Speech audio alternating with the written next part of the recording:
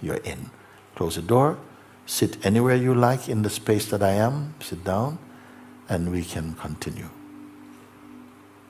You're here, now.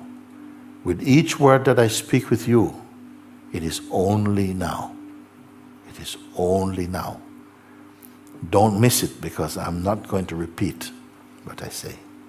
It's very simple. You're here. And you have left the whole idea about past, self-image, future. I'm not going to ask you to imagine or to visualize anything at all. We are simply here in the most simple and natural and effortless way. We're just here. Now often the mind is waiting for, okay, now that I'm here, now what? I'm going to say, now nothing. No next for a moment. And this is unusual, because usually we are thinking, okay, now what are we going to do? And I'm saying, don't go there. Don't go towards next for a minute. So that you can simply be here. Not there, not next. So no expectations for a moment. Just avoid that for a moment. So that you can simply just relax. Nothing is expected of you at all.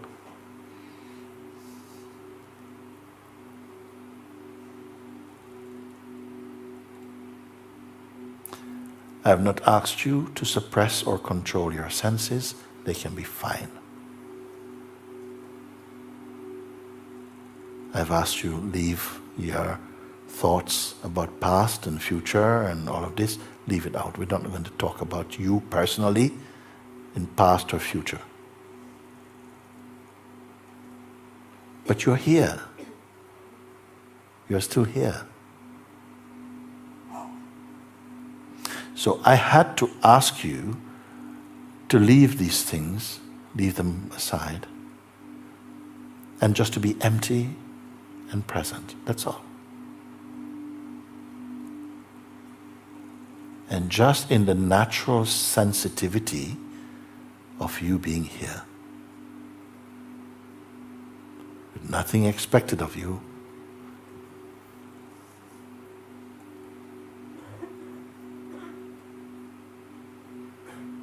you're simply here in this awareness feeling.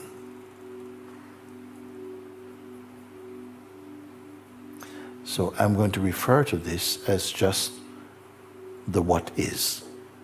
I feel this is a very neutral term. You are here in this isness. We are okay with this? Yes. Yeah, just whatever is, it just is. This sense of isness.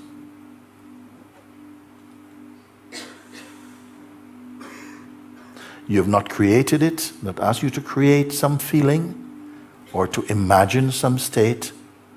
You are just here, unassociated with any frame of time or any images, empty of content.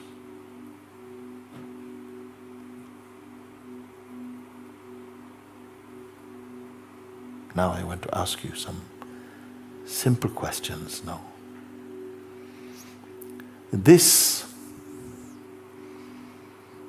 isness, this is you, and this isness feeling.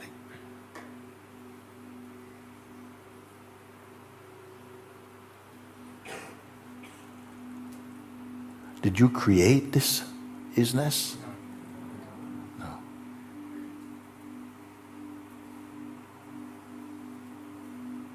Does it have a shape? I'm going to ask you for some feedback on this, okay? Does it have size? No. No. Color? No.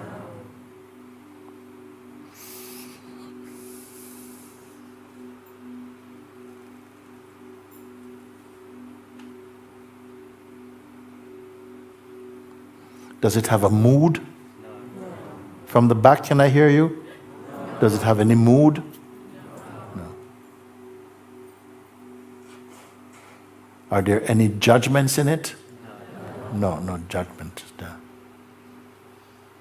So for instance, could it say, get depressed? Just the isness, you know.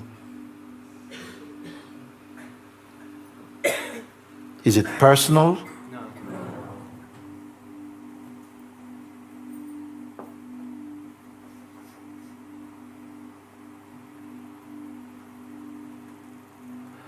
Let me ask you, what about this one? Can it be sick?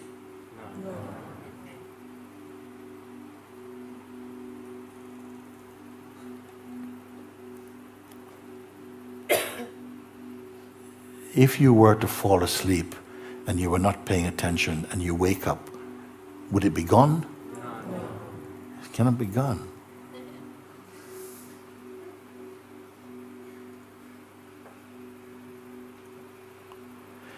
Where is this isness? Is it really on the ground, or is it floating, or where is it? Is it? It's everywhere.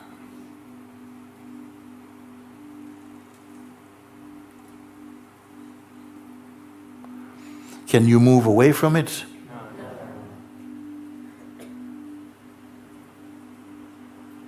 Here's a good one.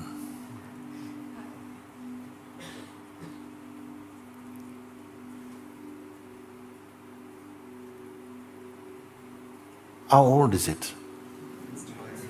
Huh? Ageless? Are we in agreement about that? Yes. Was it born? No. No, my God. So can it die? No. Really?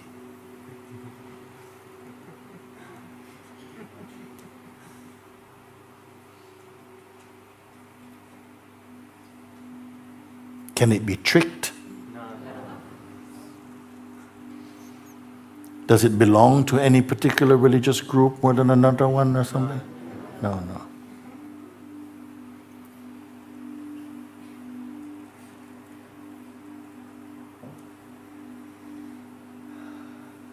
Does it matter if you're a believer or an atheist or something? No.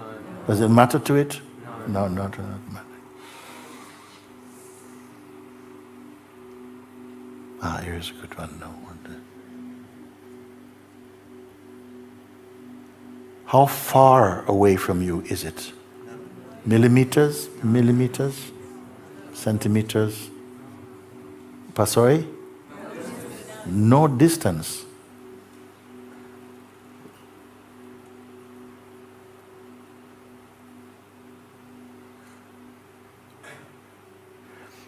That's kind of like saying it is the same as you.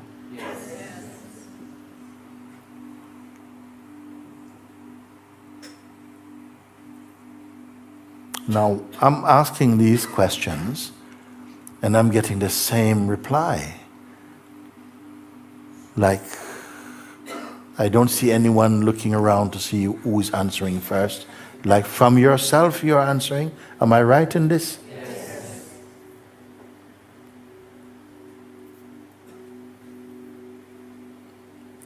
And on no other subject can a room be all in agreement. So can we deduce that the reason for this is because this that we're referring to is yourself. Formless, sizeless, without shape or color,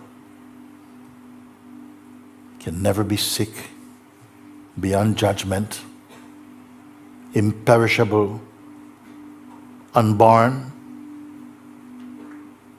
If you wish to change your mind, you can tell me. Unborn, uncreated,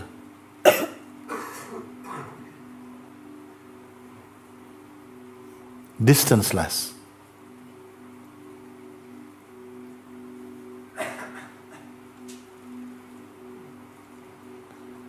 Can it be smelt? Can it be touched? Can it be heard?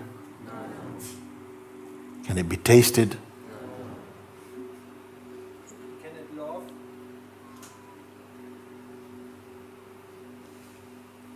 No. Yes.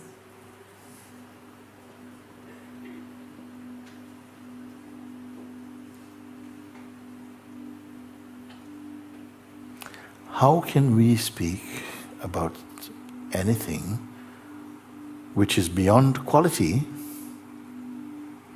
cannot be seen, cannot be touched, cannot be felt, cannot be tasted, cannot be heard, cannot be smelt, and be of the same voice in your perceiving? It can only be that it is being perceived beyond the mind. It must only be that you are seeing that which cannot be seen with these eyes, because it is being seen with your heart. Therefore you can say it is distanceless.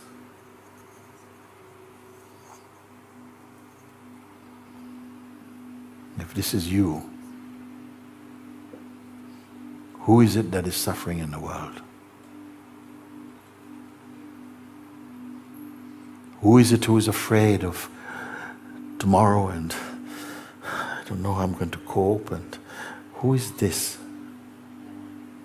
Let's take a second.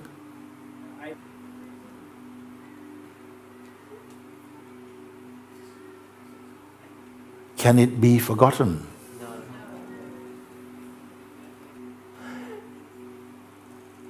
How many are living inside this body? 1, 2, 3, 4. How many? Family? Who is the one? Who is the resident in this body? How many are they?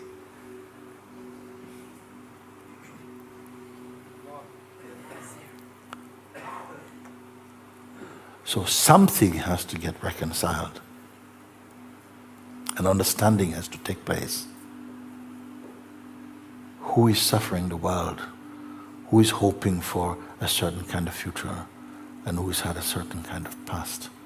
Because that feels also very tangible. It's got memory to back it up.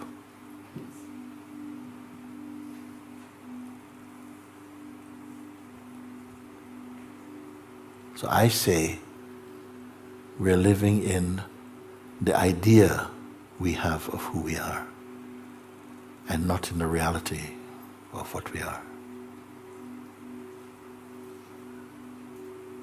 The idea, shaped by conditioning, first conditioning, that the body is what I am. It is there also, and it is innocent, and it is necessary for experiencing to take place, that the body is there. The conditioning, I am the body, I am my belief system, and my conditioning, was enough to create the idea of a person. Whereas we have always been just this. Consciousness. Consciousness manifesting with form, and with the possibility of identifying with that form, and with the environment and the conditions and conditioning that surrounded that expression of consciousness in its embodied state, believing thus that we are the body and our conditioning, and yet fluctuating in our experiencing, because our identity is not stable. From the place of identity, we always fluctuate. We promise today, and we break our promises tonight. We say, I will never do this, and the very same things we do, because it seems it is beyond our control. And if we exercise too much control in order to make the shape that we project as ourself be faithful to our projection, we end up with a strangeness, a tightness, a fear, a rigidity. So what is the true?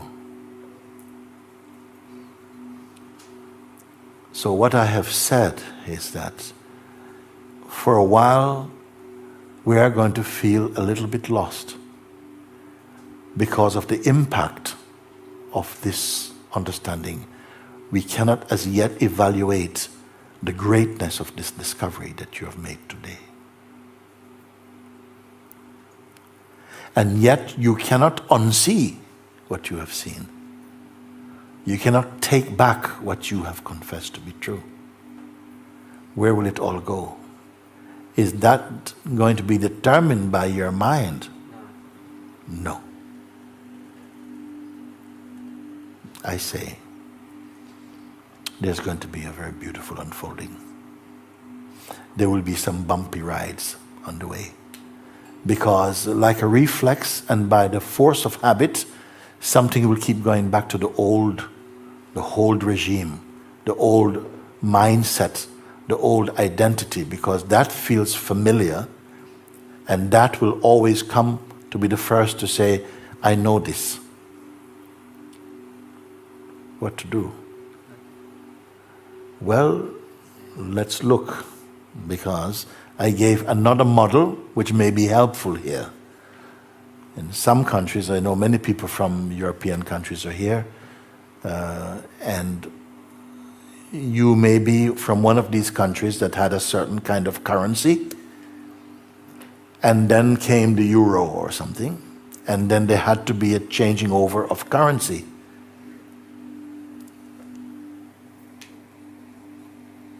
So when this took place, I remember in my own case, when in England it went from pounds, shillings and pence to pounds and new pence, not quite euro yet, but it was still a change of currency.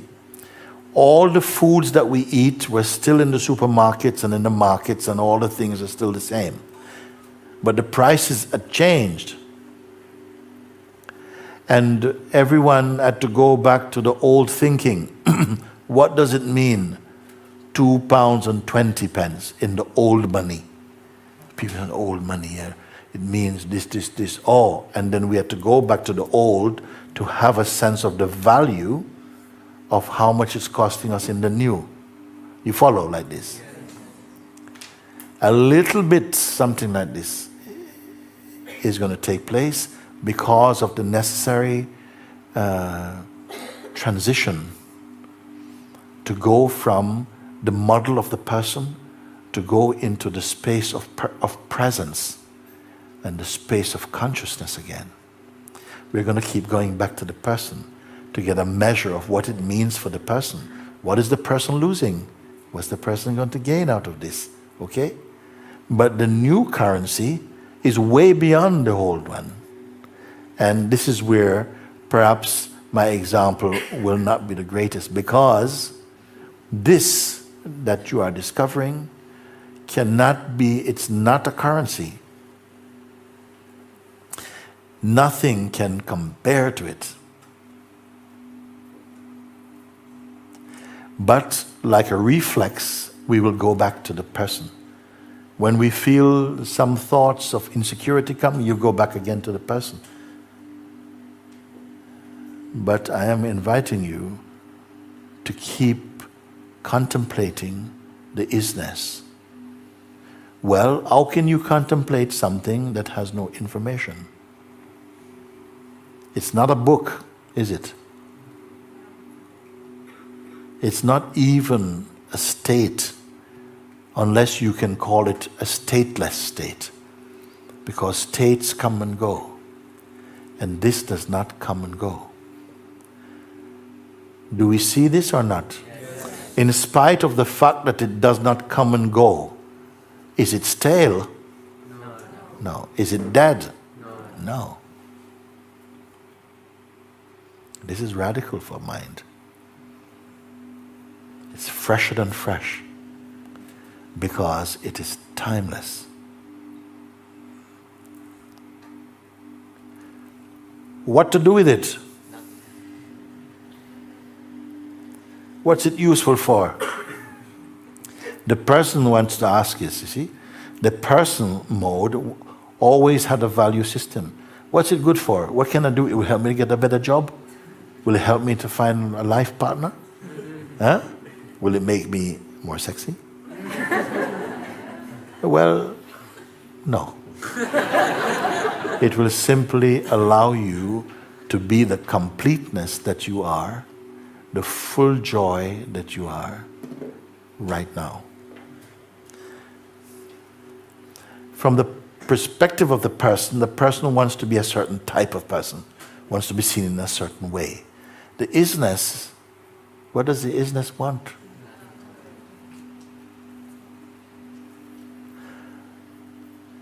Is that agreeable? Is that something that what is the value of isness?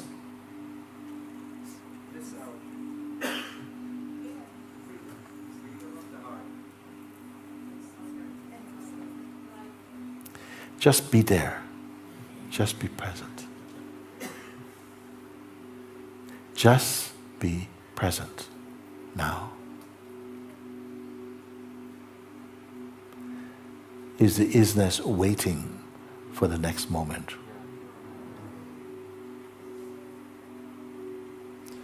What does, don't fade, what does future mean for it? Please look together with me. Can it fail? Can it succeed? Does it need to?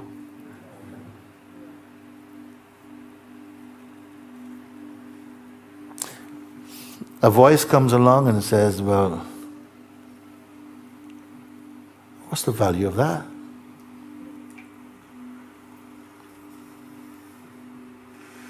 I want to do something I'm proud of.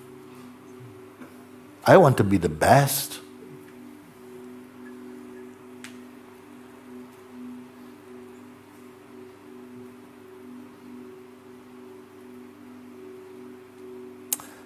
The thing with that, it feels good to be the best, but it always implies someone has to be less good.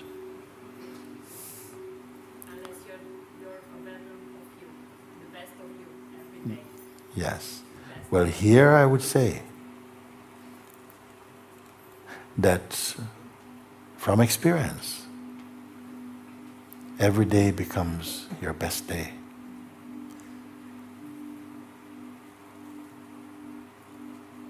Every instant, the best moment.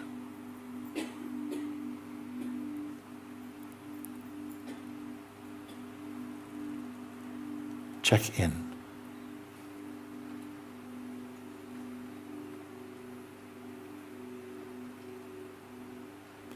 Is it real or imagined? I'm asking this question, is it real? That is that which I'm referring to as the isness, which you know more than intimacy. You know it. Is it real or imagined? Yes.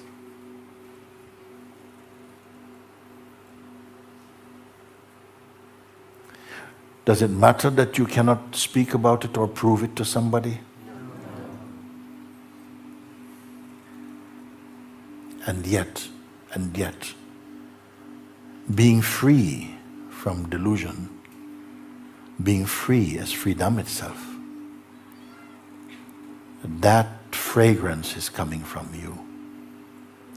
That fearlessness, that openness, that love, that honesty, that joy, that wisdom is shining from you.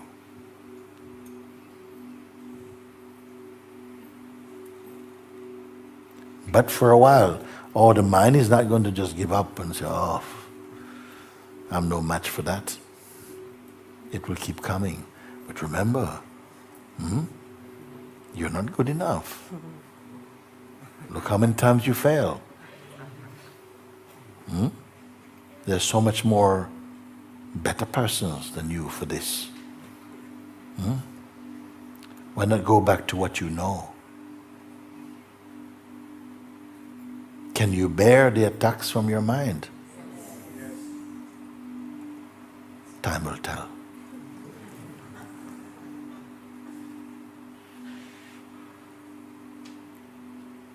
Is it possible to be with the isness? Because although we have confessed it's not different from me, yet there's an aspect of the me that seems to be tied to time and to change and to identity. And it's that identity that gradually gets absorbed into the totality of isness. What does it mean? That we are gradually erasing you from the universe? No. We are unveiling you as the universe. See it as you can, because in each one it will appear differently depending upon the influence of the mind. It can seem like, oh, but you're rubbing me out. You're rubbing me out. Or is it that you're being unveiled as what you are?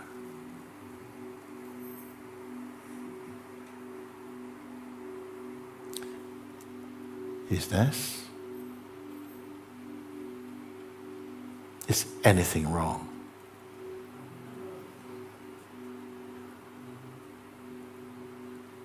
And if someone should say, but why are you pretending like everything is so good?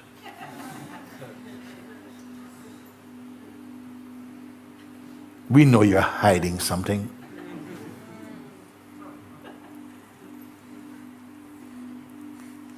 How deep will those words move? How far will they reach in you? So therefore I say, in the beginning, it will feel like an effort to bring the attention to rest in the isness. Not as a task. It may feel like a task when the mind is going, come. And, okay? But this that is going, mind or isness? Who is this one? Attention. Gradually one comes to see that the isness and the self are one. But for the beginning, it will be that you bring your attention consciously, feelingly, to abide in the isness. Occasionally, a cloud passes that feels, and we feel we are drifting in our cloudness. But then it passes, and something is reminded, but I'm just here. And even the movement of attention itself is a kind of cloud. I'm not even my attention, in fact. It is just my most intimate tool. So much so that where the attention goes, I have the impression I have gone. But something watches attention moving also. Would I be right, or have I gone too far? Okay. With watching,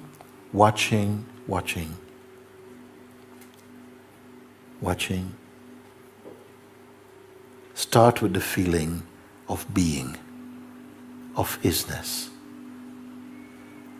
Maybe at some moments, mind is racing so much, so fast, that it just feels something wants to say, oh, I'm just so confused. But that's just an idea. All it means is mind is running. Was mind running means you're running? This you must anchor as experience. It will feel like there's a tsunami. But there's right there a stillness. It might appear as a point. But if you stay only on this point, it will expand into infinity. When you come here, maybe for a moment, there's no movement, there's nothing you can do, the mind feels too strong. All these are thoughts. But they are thoughts to the isness. If you come here and you're dressed as a person, it will feel like, oh, I can't stay here, I'm going to be blown away by this. Do you follow? But when you're here, just let the breath, just watch the breath going, watch the mind moving, feel the blood pulsing, and just be there. And gradually, a focus will simply begin to happen. Don't force, just be here.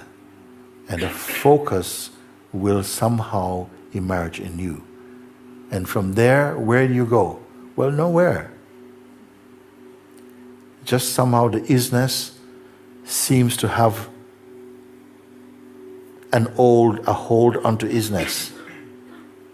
And in that, the mind begins to subside in its pulsations.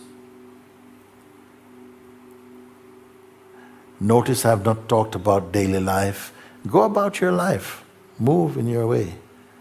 It is all unfolding in the isness anyway. I wonder if we'd notice. Actions, reactions, interactions are all taking place spontaneously in the isness. Be in the place of the isness. Don't talk about it with anybody. Just get into the habit of being conscious of the isness until it becomes totally effortless. How does it feel? Does it feel like a burden? No.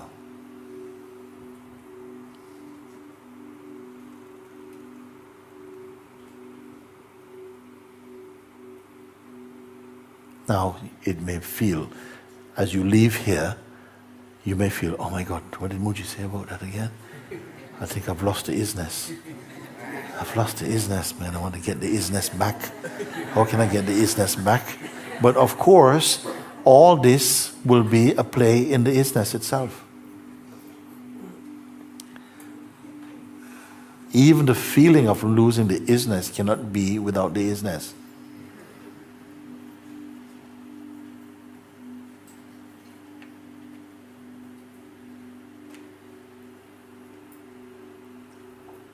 It is like saying, I don't exist. Who is there to say I don't exist? Who knows I don't? You can say I don't exist as this or as that. But to even make the statement is evidence that you exist. To feel I am this and what am I going to do and I've lost the isness and I don't know how to get back to the isness, it should at some point break out into a laughter. But for some people it may take a long time. Knocking from door to door. God, you remember? You were there with Moojis. What did he say about the isness? You know, he says it is. What does that mean? You see? So all these little quirkiness, they come from the mind and not from the isness.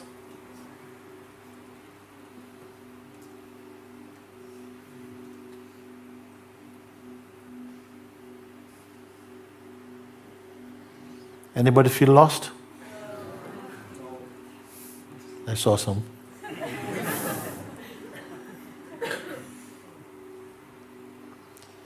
Can I ask you something? Could it really be so simple? On the left.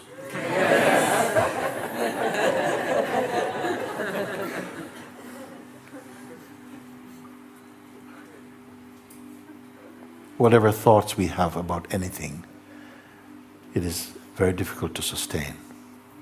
Because if the thing does not change, our moods change towards it. Everything is in a flux, a conceptual flux, an emotional flux, meaning they're always moving. Something notices the movement and is not trapped in the bubble of any movement. That is your real place. Of course, for a while, we are deeply attached to an ideology, a philosophy, a personal mythology, an ism, a schism, something. But they pass. All things pass. Is it possible to find that which does not pass.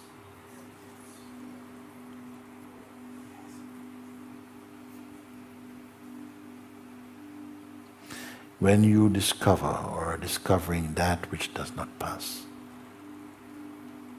then you are getting a hint of the dimension of divinity. What is passing is also divine. It is that aspect of divinity which plays as time and change and temporality.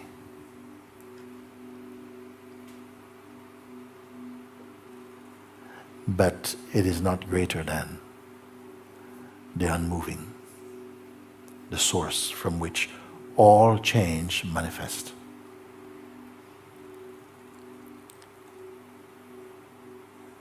I am not speaking to your head, because you can only really know and validate this inside your heart.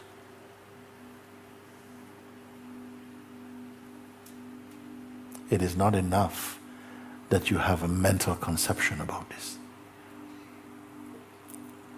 Those who are here can begin to take it a bit more deeply inside.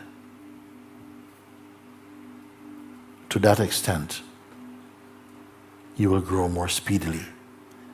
Your mind will be established in the beingness more speedily.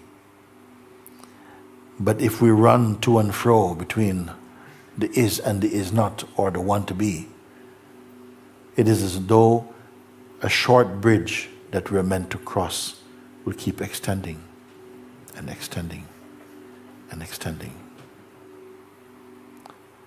Don't build a house on this bridge.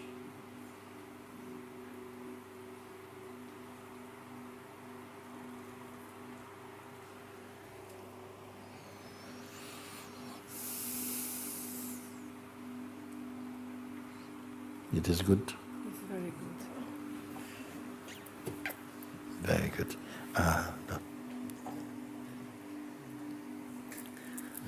Thank you. Okay. Very good. Thank you. Wonderful, wonderful. My deeper gratitude to you. Of my life. You follow this advice, and every time it will take you here. It will keep pointing here. It will keep pointing here. It will keep pointing here. Just be here. You cannot spend enough time here. Anytime you feel in any place, just sit and clarify your position. If you come to the isness and not to the person, you have done it. Keep being here, until the sense that you have done it is exhausted.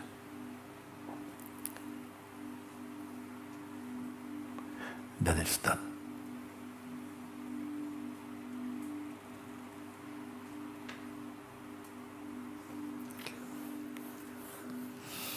Thank you.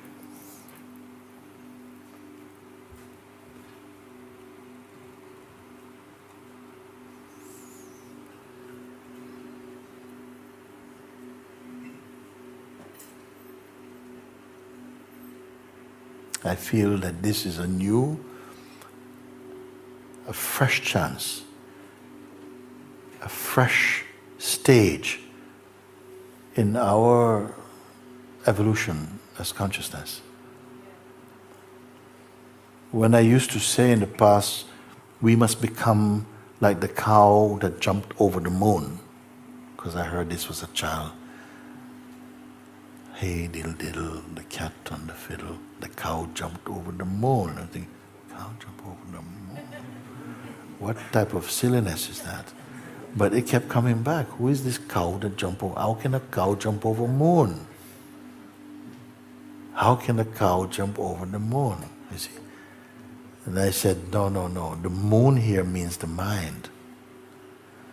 Can you jump over the mind? Who can jump over the mind? One time we were driving in India, we were coming back from Rishikesh along one road, we are going, country roads going through, and it was marijuana everywhere. I was looking,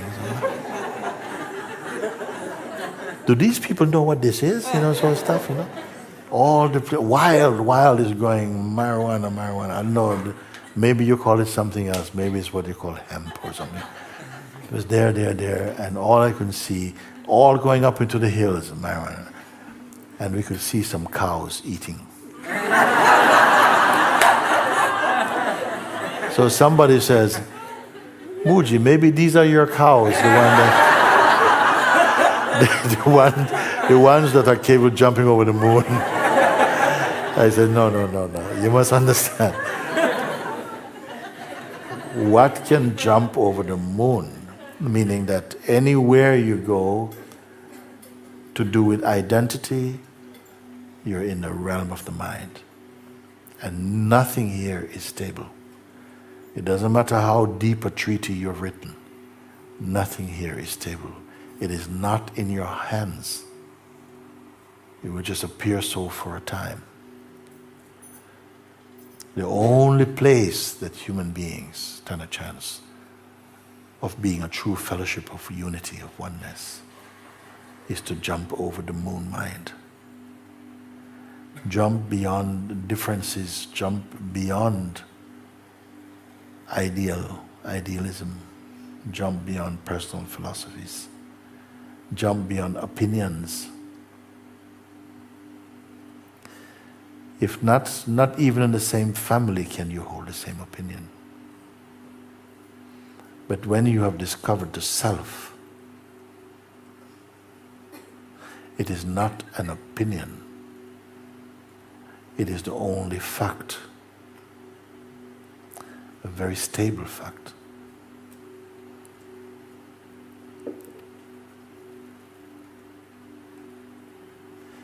It is not a new religion. It is for everybody. For everybody you can do it, and it will strengthen your faith, strengthen your presence. You will speak from experience and not from opinion, not from speculation. Maybe you will not speak so very much, but what you speak will have power. It will carry presence. It will have an authority, at least the authority of your own seeing.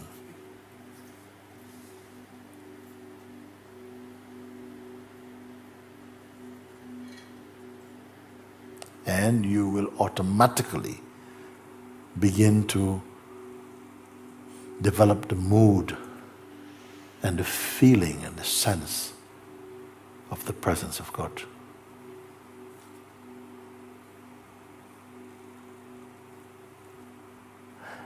Or the pure truth. Or formless awareness.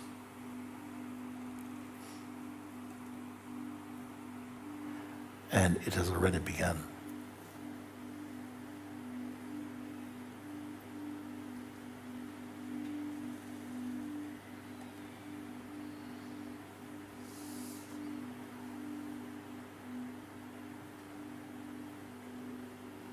So, I want to thank you for your openness to embrace the invitation of looking. Now it is with you.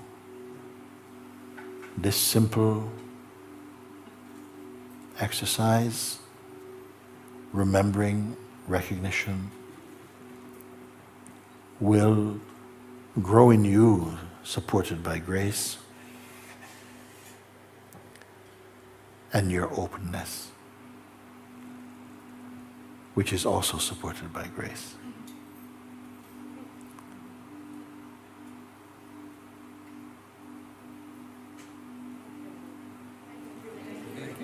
Thank you, thank you, thank you, thank you. I would encourage those of you who feel that some things may not be clear to go to the website. You can look, and if something, you can find something there that again emphasize the points that may not be yet clear for you. contemplate them, meditate on them until they become your own. So, thank you.